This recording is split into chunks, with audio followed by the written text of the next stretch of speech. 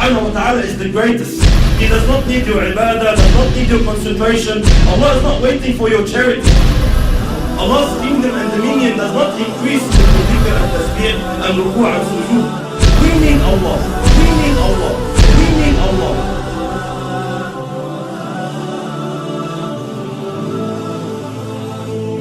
The issue of salat, the problem that we are facing with salat is that salat has to do with spirituality. It has to do with feelings that come through your heart and thoughts that come through your mind. A successful Muslim, like Allah subhanahu wa ta'ala says, قَدْ أَفْلَحَ الْمُؤْمِنُونَ الَّذِينَ هُمْ فِي صَلَاتِهِمْ خَاشِعُونَ. Verily the believers are successful, they are the ones who have khushu' in their salat. They pray properly, they stand before Allah subhanahu wa ta'ala properly. A crucial step, a crucial cornerstone in achieving this target is to know who you're standing in front of. Who are you speaking to? Which words are you reading? These feelings, this set of feelings, they have to come through your heart, and the more they take you on, the more they are in your heart, the better your salat is. And the weaker these thoughts and feelings come to your heart, the weaker your prayer is. Most of us, my brothers and sisters, when we stand in our salat, we are daydreaming. That's the honest truth. 90% of us, we're daydreaming in our salat. We're not even thinking of what we are supposed to think about. The thought of thinking of something doesn't exist. Why? Because the intention is not there, the strength is not there, the understanding is not there. This is why briefly, inshallah, what feelings, what emotions must come through our hearts standing before Allah subhanahu wa ta'ala? How can we assist? How can we basically amplify these feelings? Number one, knowing who Allah subhanahu wa ta'ala is. Who am I talking to? Who am I standing in front of? Allah subhanahu wa ta'ala, my brothers and sisters, does not need us. Allah subhanahu wa ta'ala is the greatest. He does not need your ibadah, does not need your concentration. Allah is not waiting for your charity. Allah's kingdom and dominion does not increase with your dhikr and tasbih and ruku' and sujood. We need Allah. We should be honored.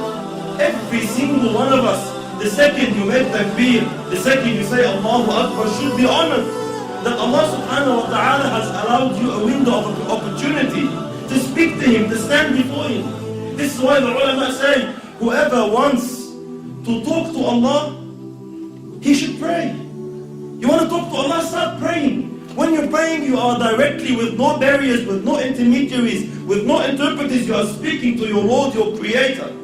This is why very, very important that we realize who we're talking to, my brothers. It's a small brief hadith. You know, Allahu Akbar, the understanding we should have who Allah subhanahu wa ta'ala is. Muhammad sallallahu alayhi wa sallam says in the authentic hadith, أَطَّتِ السَّمَاء وَحُقَّ لَهَا أَنْ طَئِتْ. The heavens have squeaked. You know, when you jump on a horse or a camel, the saddle makes a squeaky noise from the weight. أَطَّتِ السَّمَاء وَحُقَّ لَهَا أَنْ طَئِتْ. The heavens have squeaked, and they have a right to squeak. مَا فِيهَا مَوْضَعَ أَرْبَعَ أَصَابِعَ. Our Prophet is saying, our teacher is saying, sallallahu alayhi wa sallam, there's no space of 4 fingers in all this universe, إِلَّا وَمَلَكٌ سَاجِدٌ لِلَّهِ تَعَالَى, except that there is an angel who has prostrated his head before Allah subhanahu wa ta'ala. Every 4 fingers, billions and billions of angels, billions and billions of creations of Allah are continuously praising Allah subhanahu wa ta'ala. Allah subhanahu wa ta'ala says, تُسَبِّحُ لَهُ السَّمَوَاتُ السَّبْعُ. The 7 heavens and what it contains and what is in there. تُسَبِّحُ لَهُ السَّمَوَاتُ السَّبْعُ وَالْأَرْضُ, and the land, وَمَنْ فِيهِنْ, and everyone inside it, and everyone within the boundaries. تُسَبِّحُ لَهُ السَّمَوَاتُ السَّبْعُ وَالْأَرْضُ وَمَنْ فِيهِنْ وَإِن مِّن شَيْءٍ إِلَّا يُسَبِّحُ بِحَمْدِهِ وَلَكِنْ لَا تَفْقَهُونَ تَسْبِيحَهُ. Everything is praising Allah. Rock, land, tree, whatever it is praising Allah, glorifying Allah. وَلَكِنْ لَا تَفْقَهُونَ تَسْبِيحَهُ إِنَّهُ كَانَ حَلِيمًا غَفُورًا. But you don't understand, you don't comprehend the praise, you can't hear the praise. But everything is praising Allah. Allah is not in need of you. Allah is not in need of you standing, feeling obliged like most of us. Why do we pray? Majority of us, my brothers, we pray to offload the obligation. Alhamdulillah, I finished my salat. If you come and stand before Allah with this intention, are you unaware that Allah subhanahu wa ta'ala knows exactly what is going through your heart at that stage? When you come and say, I just want to get over and done with. These feelings that come to us, we don't say them in public. No one can say, Yalla, khalasna ba'a, let's pray.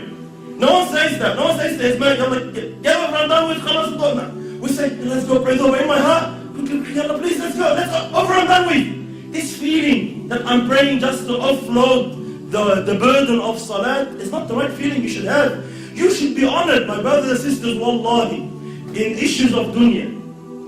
When we deal in our dunya here, with human beings like us, wallahi, subhanallah, if you stand in front of someone you're afraid of, like a judge in court, or a bully of some sort in Auburn, or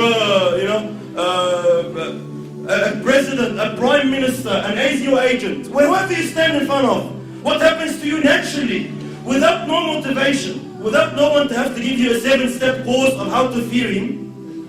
Naturally speaking, subhanallah, your heart starts pounding. You feel something. When you stand in front of the judge and he's about to announce the decision whether you'll got 15 years in jail or not, your heart starts pounding naturally. No one needs to give you a course.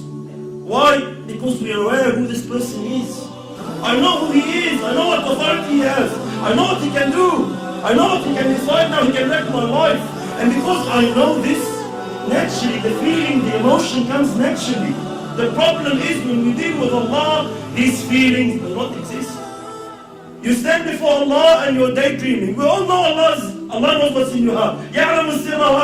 But it does not move anything in you. Every blue moon, every now and then, maybe in Ramadan when you're feeling down, something that you're going through trouble with your family, you want to get married, you get some emotion. Other than that, our salat is just far off where it should be. Why? We are unaware who you are standing in front of.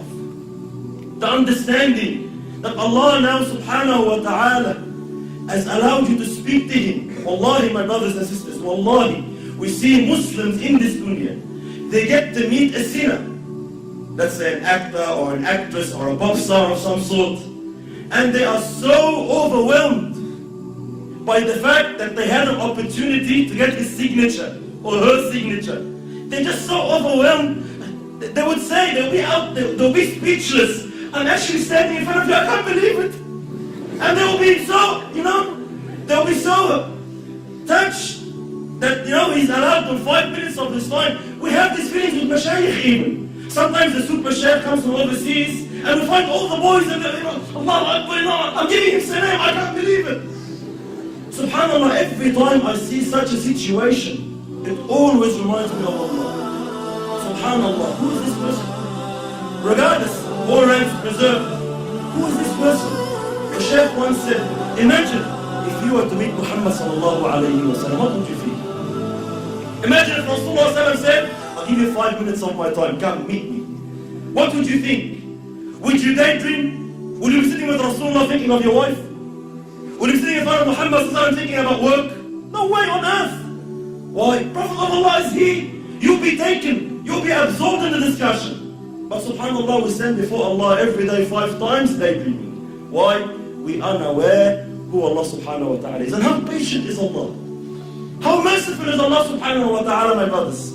Imagine Allah subhanahu wa ta'ala knowing, seeing what's in your heart. He gave you everything. He gave you the wife you're busy with. He gave you the husband you're busy with. He gave you the job you're thinking of. He gave you everything you're thinking about that's distracting you from Him. And He knows that, and He is patient with you. He is Halim subhanahu wa ta'ala. He still accepts you. He still allows you. Subhanallah. Imagine a prime minister allows a peasant to come and meet him for 5 minutes. Says, alright, you have problems, come. I'll allow you to meet the prime minister. But the peasant comes, he enters the office, and he starts playing with things around in the office, forgets about the prime minister. What will happen to this guy? He'll be banned. You will never ever have a chance to meet the Prime Minister again. Why? You're an idiot. We allowed you the chance, we opened the door for you, and you don't want to present your situation. You don't want to say anything. You get busy with something else. Why did you come? Likewise, imagine Allah subhanahu wa ta'ala, the King of Kings, 5 times a day allows you an opportunity to speak to Him, to complain to Him, to beg of Him, to ask of Him, and you are daydreaming. And Allah subhanahu wa ta'ala still allows you. Allah doesn't ban you. Allah doesn't say, this guy is disrespectful. No, Allah is patient. Allah waits subhanahu wa ta'ala. You will understand. You will come back. So very, very important. Step 1, who Allah subhanahu wa ta'ala is.